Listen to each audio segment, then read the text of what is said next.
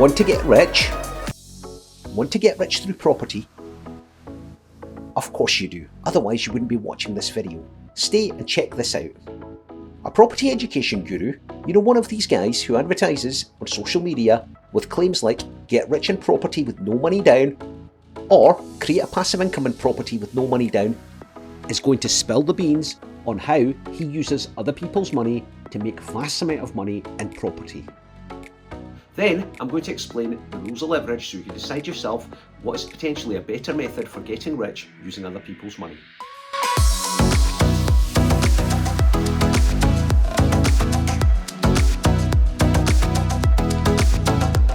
Freddie the Food, that's this guy here, has made a fortune and he's going to show you exactly what he did and how he did it.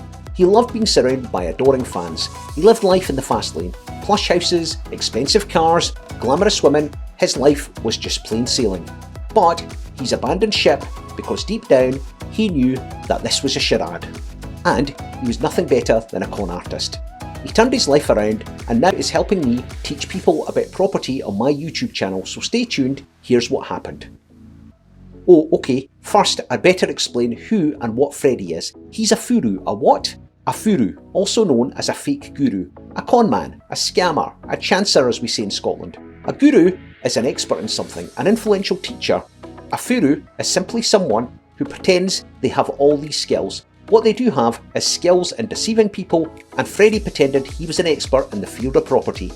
He was pretty good at being a furu too. You might wonder what was in it for him. Are you really surprised to find out that he did it to make money? And when I say money, I mean a lot of money. Bags and bags of the stuff. So how did he do it? Simple. He sold courses to people who desperately wanted to make money in property, and he'd charge megabucks for the privilege. He'd lure clients to a free seminar at a function suite in a plush hotel, hoping they'd be wowed by the glamour and then promise to tell them his secrets of being a successful property entrepreneur. He'd then charm, cajole and even bully them into handing over money for paid property courses. He would say his success couldn't be explained in a couple of hours. Oh no, to really get the benefits of his expertise, they'd need to spend several £1,000s coming on some of his paid courses. It's easy for us to see that what he was doing was selling them a dream. The dream of getting rich through property with minimal effort. He'd bombard his students with glossy images on a big screen of investors who'd followed his advice and were now sunning themselves in the Caribbean. Freddie was an expert in one thing, and that was using other people's money to get rich. During his courses, he would stop at nothing to get his students to hand over cash for his scammy courses. One of his favourite tricks was getting them to phone their credit card companies to extend their credit limit.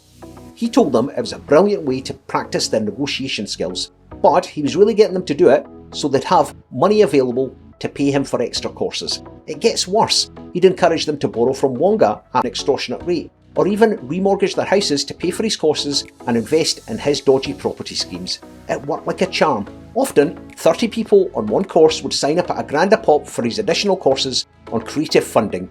It's alright for some. He then had 25 grand for a deposit on a buy-to-let property, and pretty soon he'd built up a rather nice property portfolio using other people's money.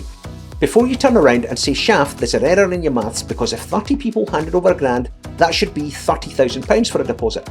Nope, it's not, because the first 5 people to run to the back of the room and hand over £1,000 for a paid course were plants. They were Freddie's mates and employees. Of course, the only person who ever got rich from this venture was him, and he splashed his cash on living life in the fast lane and loved the attention he got. One thing Freddie loved telling his students was that debt is good. He never ever mentioned the risks. Freddie knew using other people's money is called leverage. Like any tool, leverage in property does work if used sensibly. Freddie never shared the rules with his students, but I'm going to. And why did he not explain the risks? Well, if he'd explained the downside, they'd never ever have bought his creative funding course. Thankfully, Freddie had a moment of enlightenment and has turned his back on scamming and conning. He gave up his high-flying, jet-setting lifestyle and looks back and cringes at how he used to waste his money, especially when it just went up in a puff of smoke. Alongside me, he's going to help explain the rules on leverage and how you can make it work for you.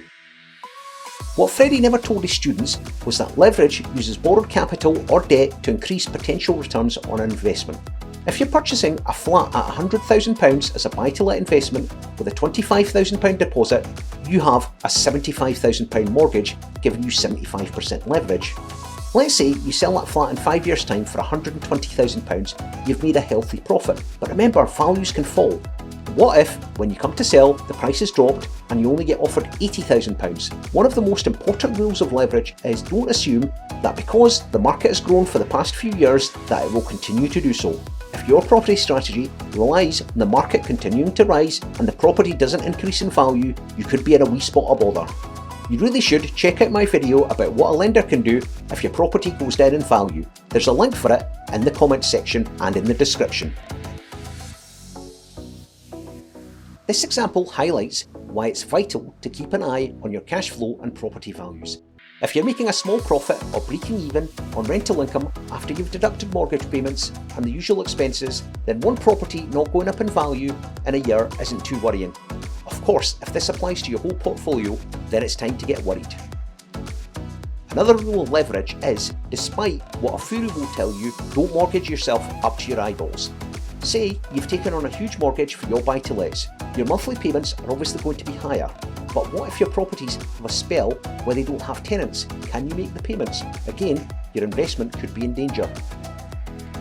Remember, don't pay over the odds for a property. If it's overpriced, the value isn't going to go up. You won't be able to sell without losing money. At the opposite end of the scale, Freddie often recommended buying properties in rundown areas because there is less demand and it's often easier to buy them below market value. But what Fred didn't bother telling his students was in a downturn, the prices of properties in these areas come crashing down. The rundown areas are the first to suffer in a recession or slowdown. I know what you're thinking. This all sounds very sensible advice compared to Freddie's original claims that all debt was good and using leverage was a wonderful way to make money. For him, it certainly was. Here's my top tip. Leverage definitely has a place when it comes to funding property purchases and being a successful property entrepreneur. But the best way to avoid any risk is making sound, considered investment decisions. Plan financially before doing anything. Know your figures inside out. Weigh up rental income, mortgage costs, and factor in an economic downturn so you're prepared for anything. Before you go, I've left some links at the end of this video for other videos I think you will enjoy and find useful, so please do hang about and check them out. Let me know what you think of my property scams series. I promise you'll never have to pay a penny to get my property and business advice on my free YouTube channel. So hit that subscribe button and the notification bell right now. And remember, if you come across someone like Freddie the Food and they seem too good to be true, they probably are.